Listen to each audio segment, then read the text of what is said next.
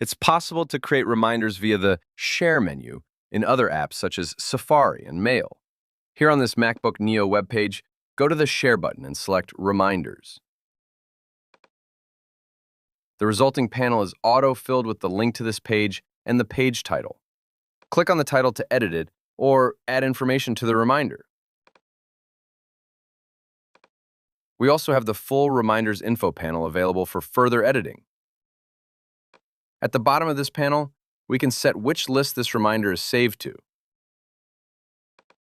Click Add and the reminder is saved.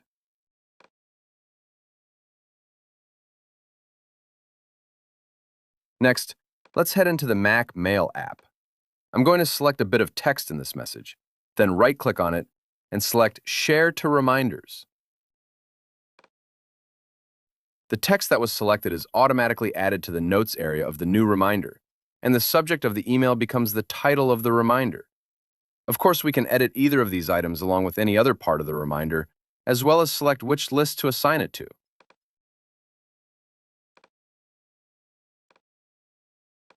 If the Reminders option isn't appearing when you go to the Share menu, make sure it is activated in the Extensions section of the Login Items and Extensions System Settings pane.